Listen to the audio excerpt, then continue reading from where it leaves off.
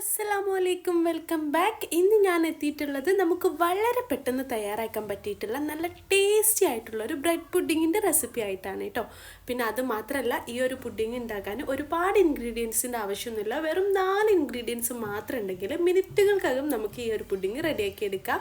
എന്നാൽ നമുക്ക് നേരെ വീഡിയോയിലേക്ക് പോവാം. അതിന് മുൻപ് നമ്മുടെ ചാനൽ ആരെങ്കിലും ആദ്യമായിട്ട് കാണാണ്, നിങ്ങൾക്ക് എൻ്റെ ചാനൽ ഇഷ്ടമാവാന്നുണ്ടെങ്കിൽ പ്ലീസ് ഒന്ന് സബ്സ്ക്രൈബ് ചെയ്ത് സപ്പോർട്ട് ചെയ്യുക. അതുപോലെ വീഡിയോ ഇഷ്ടമായാൽ ഒന്ന് ലൈക്ക് ചെയ്തേക്കണേ.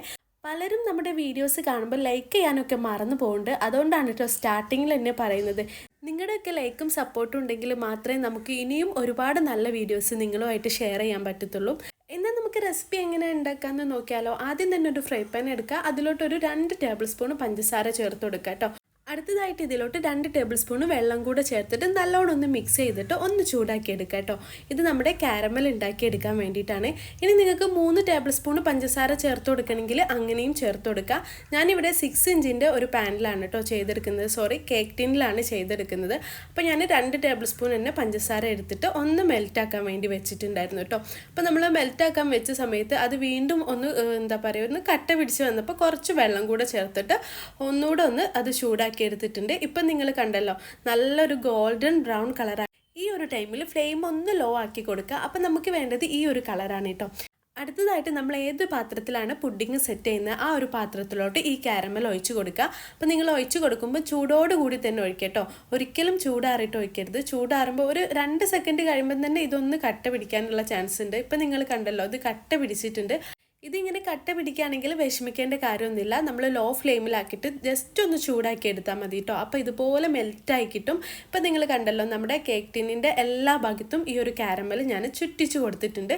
അടുത്തതായിട്ട് നമുക്കിതിലോട്ട് കുറച്ച് ഉണക്കമുന്തിരി ചേർത്ത് കൊടുക്കാം. ഞാനിവിടെ ബ്ലാക്ക് ആണ് കേട്ടോ എടുത്തിട്ടുള്ളത്. നിങ്ങളുടെ കയ്യിൽ ബ്രൗൺ ആണെന്നുണ്ടെങ്കിലും കുഴപ്പമൊന്നുമില്ല. അല്ലെങ്കിൽ ഇനി നിങ്ങൾക്ക് വേണമെങ്കിൽ നട്ട്സ് ചേർത്ത് കൊടുക്കുക. അതൊക്കെ ഓരോരുത്തരുടെ ഇഷ്ടമാണ് കേട്ടോ. അപ്പോൾ എന്താണെങ്കിലും ചേർത്തിട്ട് ആ ടിന്നങ്ങ് മാറ്റി വെക്കുക. അടുത്തതായിട്ട് നമ്മൾ ഇതിലോട്ട് 3 ബ്രെഡ് ചേർത്ത് കൊടുക്കുന്നുണ്ട്. അപ്പോൾ അത് അത്യാവശ്യം കട്ടിയുള്ള ബ്രെഡാണ് കേട്ടോ ഞാൻ എടുത്തിട്ടുള്ളത്. അപ്പോൾ 3ഉം പീസാക്കിയിട്ട് ഒരു മിക്സിയുടെ ജാറിലോട്ട് ഇട്ട് കൊടുത്തിട്ടുണ്ട്. ഇനി നമുക്കിതിലോട്ട് ചേർക്കാനുള്ളത് 2 കപ്പ് പാലാണ്. അപ്പോൾ പാലെടുക്കുമ്പോൾ ചൂടാക്കണമെന്നൊന്നുമില്ല. സാധാ നോർമൽ ടെമ്പറേച്ചറിലുള്ള പാല് ചേർത്ത് കൊടുക്കുക.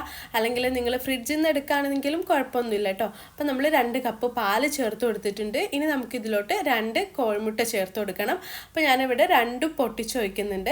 അപ്പോൾ ഞാൻ പറയുന്ന മെഷർമെൻറ്റ് നിങ്ങൾ പ്രത്യേകം ശ്രദ്ധിക്കുക കേട്ടോ. നിങ്ങൾ ഈ ഒരു റെസിപ്പി ഉണ്ടാക്കുകയെന്നുണ്ടെങ്കിൽ ഇതിൻ്റെ മെഷർമെൻറ്റ് പ്രത്യേകം നിങ്ങൾ ശ്രദ്ധിക്കുക. പിന്നെ ഒരു 6 ടേബിൾ സ്പൂൺ പഞ്ചസാര ചേർത്ത് കൊടുക്കുന്നുണ്ട്. പിന്നെ ഈ ഒരു പഞ്ചസാരയ്ക്ക് പകരം നിങ്ങൾക്ക് വേണമെങ്കിൽ മിൽക്ക് മെയ്ഡും ചേർത്ത് കൊടുക്കുക. മിൽക്ക് മെയ്ഡ് ചേർക്കുമ്പോൾ നല്ലൊരു ഫ്ലേവർ ആയിരിക്കും കേട്ടോ നമ്മുടെ പുഡിങ്ങിന് ഉണ്ടാവുക. അപ്പോൾ നിങ്ങളുടെ കയ്യിൽ ഉണ്ടെന്നുണ്ടെങ്കിൽ നിങ്ങൾ മാക്സിമം മിൽക്ക് മെയ്ഡ് തന്നെ ചേർത്ത് കൊടുക്കുക. പിന്നെ ആ മുട്ടയുടെ ചോയൊക്കെ ഒന്ന് പോയി കിട്ടാൻ കുറച്ച് ഒരു 1/2 ടീസ്പൂൺ വാനില എസൻസും കൂടെ ചേർത്ത് കൊടുക്കുന്നുണ്ട് കേട്ടോ. ഇനി ഇത് നല്ല രീതിയിൽ ഒട്ടും തന്നെ തരിയൊന്നും ഇല്ലാണ്ട് നമ്മളൊന്ന് മിക്സിയുടെ ജാറിൽ വെച്ച് അടിച്ചെടുക്കുന്നുണ്ട്. ഇനി നമ്മൾ നേരത്തെ മാറ്റി വെച്ചിട്ടുള്ള ആ ഒരു കേക്ക് ടിന്നിലോട്ട് ഈ ഒരു മിക്സ്ചർ ഒഴിച്ചു കൊടുക്കുകയാണ് ചെയ്യുന്നത്. ഇപ്പം നിങ്ങൾ കണ്ടല്ലോ, നല്ല രീതിയിൽ തന്നെ അടിച്ചെടുത്തിട്ടുണ്ട്. ഇനി ചെറിയ പീസൊക്കെ അതിലുണ്ടെങ്കിലും കുഴപ്പമൊന്നുമില്ല. ബ്രെഡ് ആയതുകൊണ്ട് വലിയ സീനൊന്നുമില്ല കേട്ടോ. ഇനി നമ്മൾ ചെയ്യാൻ പോകുന്നത് ഈ ഒരു പുഡിങ് ആവിയിൽ വെച്ച് വേവിച്ചെടുക്കുകയാണ്. അപ്പം നമ്മൾ ഫസ്റ്റ് തന്നെ ഒരു പാത്രത്തിൽ വെള്ളം ചൂടാക്കാൻ വേണ്ടി വെച്ചിട്ടുണ്ടായിരുന്നു. ഞാനിവിടെ കുക്കറാണ് എടുത്തിട്ടുള്ളത്. എൻ്റെ കയ്യിലൊരു പഴയ കുക്കർ ഉണ്ടായിരുന്നു കേട്ടോ. അപ്പോൾ അതിൽ വെച്ചിട്ടാണ് ഞങ്ങൾ ബേക്ക് ചെയ്യലും അതുപോലെ എന്തെങ്കിലും ആവിയിലൊക്കെ ഉണ്ടാക്കണമെങ്കിലൊക്കെ അതിൽ വെച്ചിട്ടാണ് കേട്ടോ ചെയ്യുക. കുക്കറാകുമ്പോൾ നമുക്ക് പെട്ടെന്ന് തന്നെ അത് കുക്കായി കിട്ടുകയും ചെയ്യും. ആവിയൊന്നും പുറത്തേക്കും പോകത്തില്ല കേട്ടോ. ഇപ്പോൾ ഇതാ വെള്ളമൊക്കെ നന്നായിട്ട് തിളച്ച് വന്നിട്ടുണ്ട്. ഇനി നമുക്ക് ലോ ഫ്ലെയിമിലാക്കി വെച്ച് കൊടുത്തിട്ട് നമ്മൾ നേരത്തെ മാറ്റി വെച്ചിട്ടുള്ള ആ ഒരു കേക്ക് ടിന്ന് ഇതിലോട്ട് ഇറക്കി വെച്ച് കൊടുക്കുക. എന്നിട്ട് മീഡിയം ടു ലോ ഫ്ലെയിമിൽ വെച്ച് 30 മിനിറ്റ് കൊണ്ട് നമുക്കിത് ബേക്ക് ചെയ്തെടുക്കാം കേട്ടോ. ഇനി നിങ്ങളൊരു പാത്രത്തിലൊക്കെ ഈ ഒരു ടിന്ന് ഇറക്കി വെക്കുകയെന്നുണ്ടെങ്കിൽ ആവിയൊന്നും ഒട്ടും തന്നെ പുറത്ത് പോകാത്ത രീതിയിൽ നല്ല രീതിയിൽ എന്നൊന്ന് കവർ ചെയ്ത് കൊടുക്കുക. ആ പാത്രത്തിൻ്റെ മുകളിൽ ഫോയിൽ പേപ്പറൊക്കെ വെച്ച് കവർ ചെയ്തിട്ട് അങ്ങനെയും വേണമെങ്കിലും ചെയ്യാം കേട്ടോ. അപ്പോൾ ഇത് 30 മിനിറ്റ് കൊണ്ട് നമ്മുടെ ഈ ഒരു പുഡിങ് ഇവിടെ റെഡി ആയിട്ടുണ്ട്. നിങ്ങൾക്ക് വേണമെങ്കിൽ ഒരു സ്റ്റിക്ക് എടുത്തിട്ട് ഒന്ന് ടെസ്റ്റ് ചെയ്ത് നോക്കാം കേട്ടോ. അതിൻ്റെ ഉൾഭാഗം കൂടെ ഒന്ന് കുക്കായിട്ടുണ്ടോ എന്ന്. നമുക്കിതൊരു പ്ലേറ്റിലോട്ട് ഒന്ന് ഡിമോൾഡ് ചെയ്തെടുക്കാം. നമ്മൾ സാധാ കേക്കൊക്കെ ചെയ്യുന്നതിലും ഈസി ആയിട്ട് തന്നെ നമുക്കിത് ഡിമോൾഡ് ചെയ്തെടുക്കാൻ പറ്റും കേട്ടോ. അപ്പോൾ ഇതാ ടേസ്റ്റി ആയിട്ടുള്ള നമ്മുടെ ബ്രെഡ് പുഡിങ് ഇവിടെ റെഡി ആയിട്ടുണ്ട്.